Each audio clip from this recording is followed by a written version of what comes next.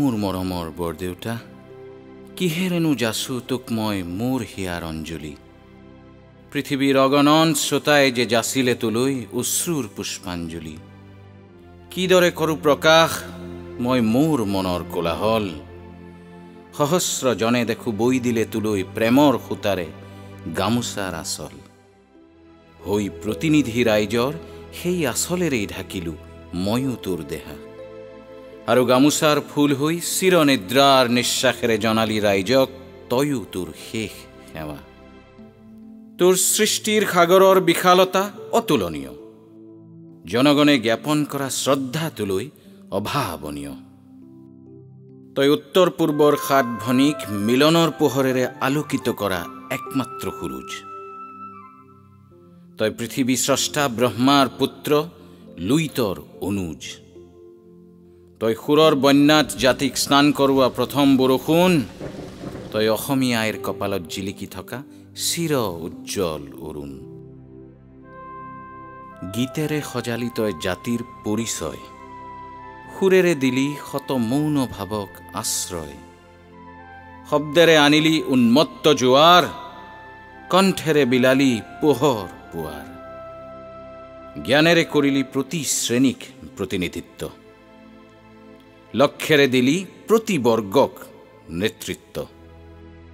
তোৰ অবিহনে থাকিব জানো আমাৰ অস্তিত্ব, থাকিব জানো আমাৰ অস্তিত্ব। লুইত থমকি ৰল ক্ষণ থমকি ৰল, থমকি ৰলি জানো পিছে তই বৰদেউতা। এই মঞ্চ এৰি আন এখন মঞ্চলৈ হলি অগ্ৰসৰ, য'ত নাই কোনো আপোন নাই কোনো পৰ। হয়তো সৰগেই তোৰ নতুন ঘৰ, নে মৃত্যুটো হৈ ৰবি তই এক অস্থিৰ যাযাবৰ। জন্মিছিলি হৈ পুত্ৰ অসমৰ, খেলিছিলি তই কোলাত অসমৰ। ললি অৱকাশ হৈ পিতৃ অসমৰ। পিছে কলৈ যাবি বৰদেউতা, আকাশী গংগাটো তই কেতিয়াও বিচৰা নাই।